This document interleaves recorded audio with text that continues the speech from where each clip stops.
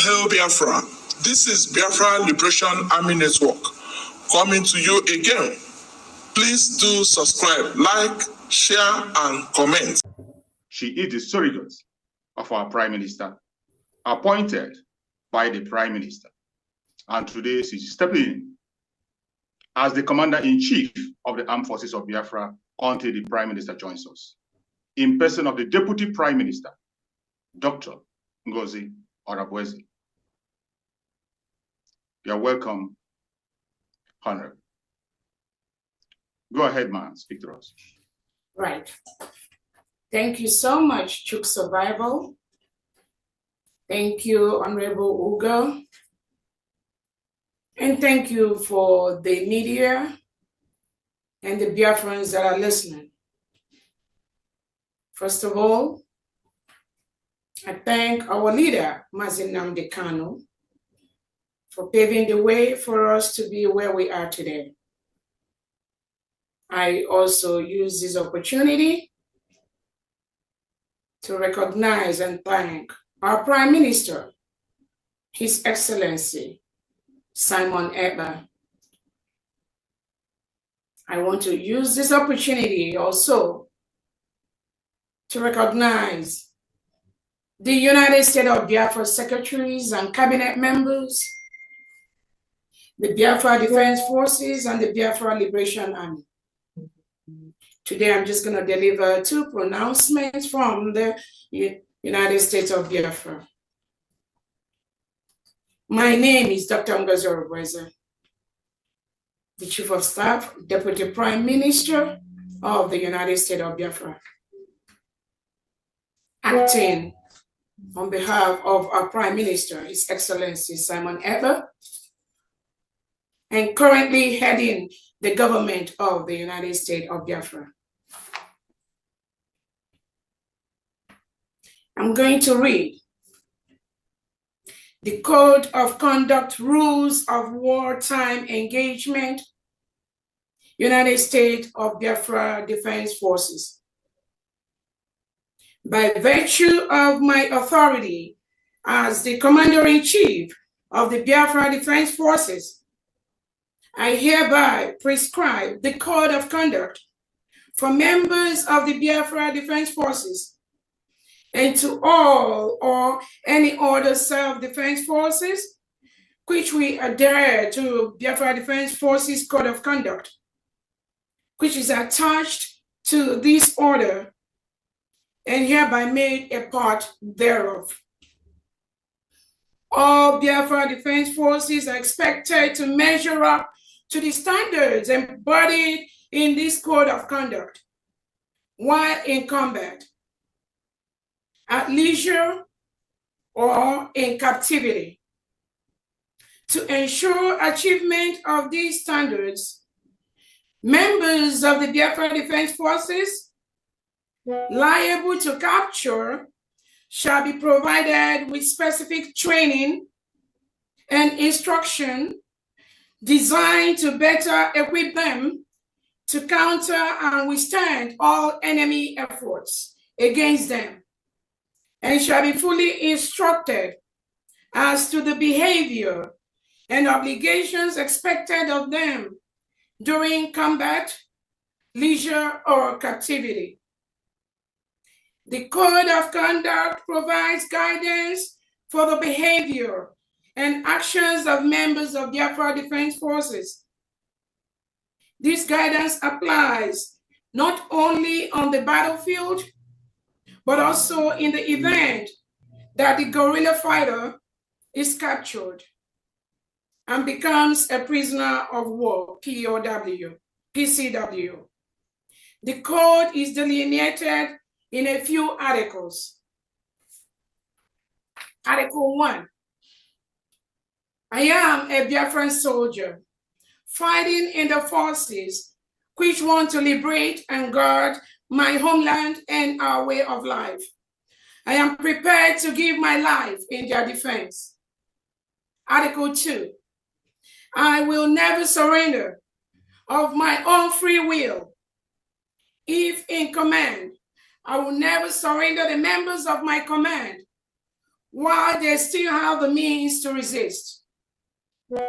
Article 3, I will fight courageously as if the issue of the success of the war depends solely on me. Article 4, if I am captured, I will continue to resist by all means available. I will make every effort to escape and aid others to escape. I will accept neither parole nor special favors from the enemy. I will remain uncooperative to the best of my ability. Article 5, if I become a prisoner of war, I will keep faith with my fellow prisoners. I will give no information or take part in any action which might be harmful to my comrades. If I am senior, I will take command. If not, I will obey the lawful orders of those appointed over me and will back them up in every way. Article 6, if I become a prisoner of war and questioned in the process, I am required to give my name, rank, service number, and date of birth. I will evade answering further questions to the utmost of my ability. I will make no oral or written statements disloyal to my cause and other self-defense entities or harmful to their cause.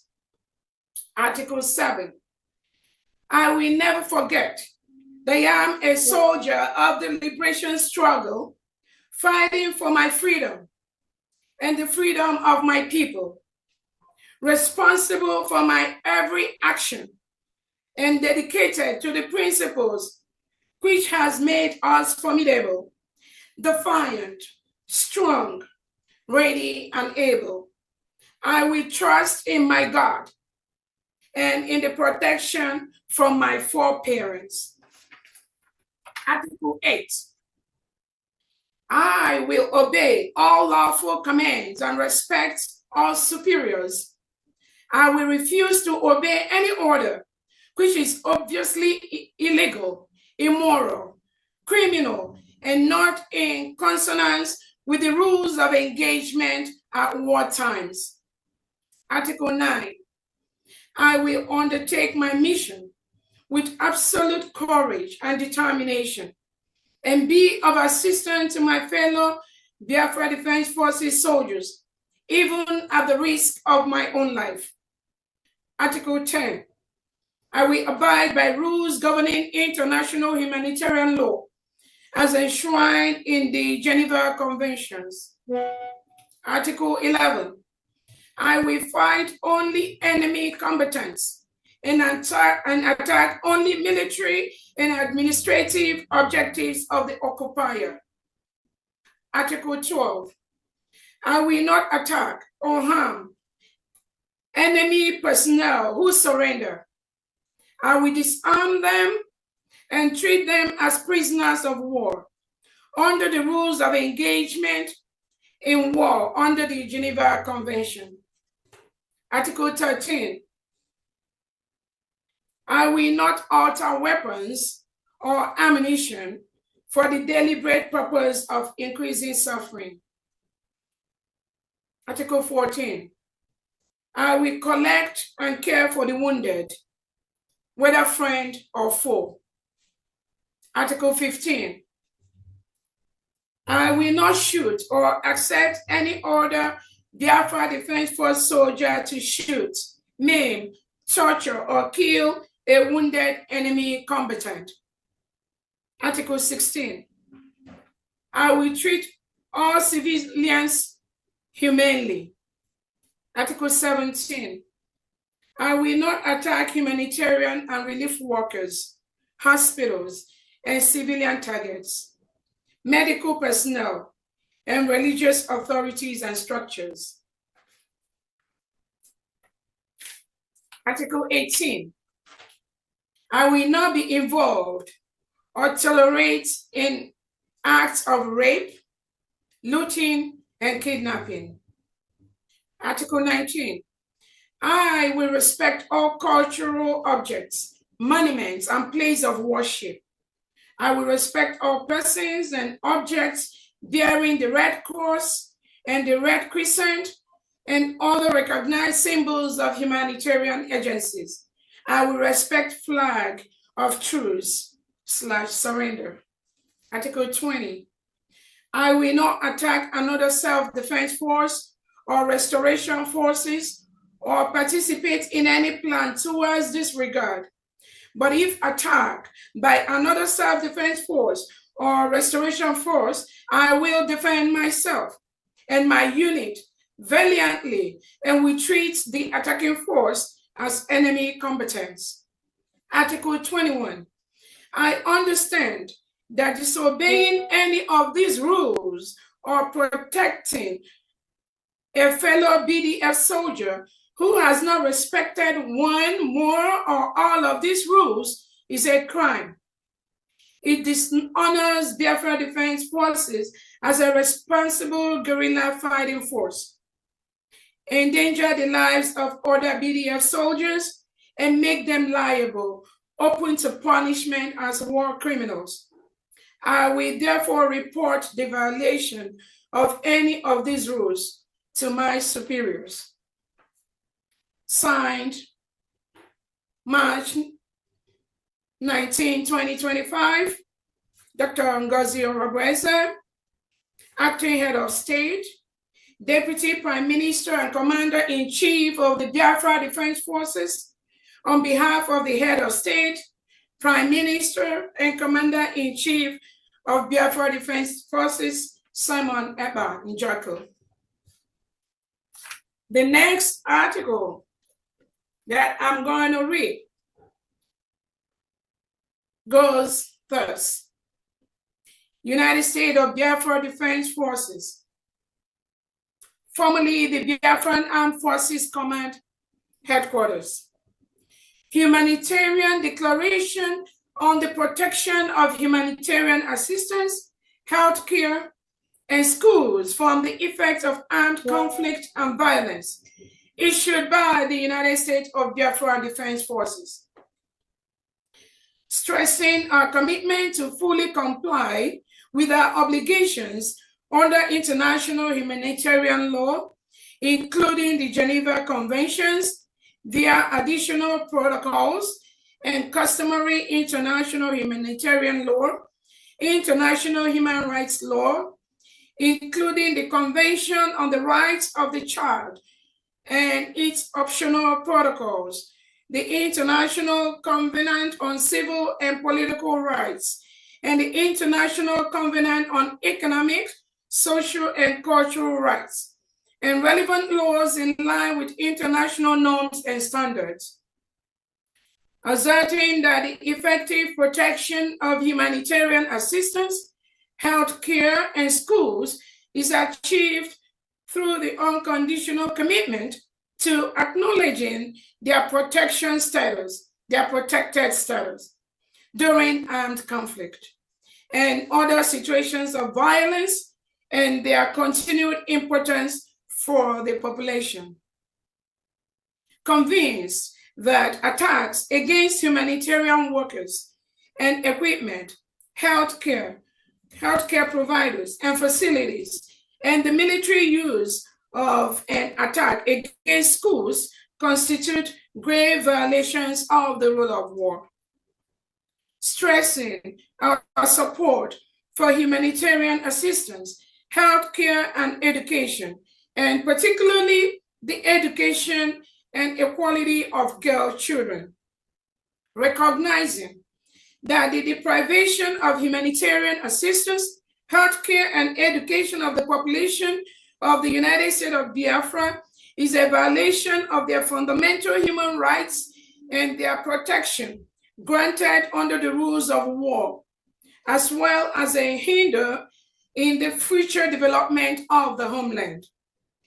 We, members of the Biafra Defense Forces, under the auspices of the United States of Biafra Department of Defense, in line with our internal rules and regulations, including the United States of Biafra Department of Defense Code of Conduct, declare that 1. We will strive to strengthen the rules and standards for the protection of humanitarian assistance, health care, and schools, and undertake all necessary measures to ensure their implementation. 2. We will ensure that our internal regulations and disciplinary measures clearly address these commitments. We will repress any acts contrary to these commitments, investigate them, and bring any of our members liable for such acts to accountability. We will disseminate and train our fighters on these commitments and the applicable frameworks to it. We commit to prevent military attacks and threats of attacks against humanitarian operators, healthcare facilities, schools, and protected persons in relation to these. Notably, we commit to prevent military attacks and threats of attacks against humanitarian operators. We will respect all medical personnel, units, and transports. We will not attack humanitarian and relief personnel or their objects. We will allow and facilitate their access to civilians in need. We will allow for medical vehicles to transit and access wounded and sick persons, including wounded and sick enemy fighters.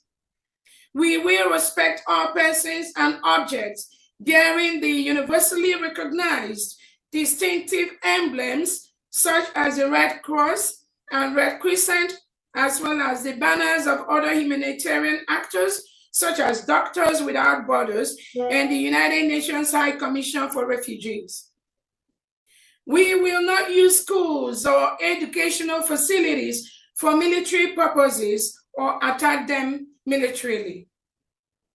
We will allow and facilitate access to the United States of Biafra population of specialized independent humanitarian providers where we are in a position to do so, especially for the provision of aid and care to vulnerable population groups such as children, the elderly, and the disabled.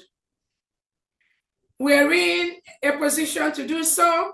We will protect the humanitarian and medical personnel, units, and objects during their transit and access.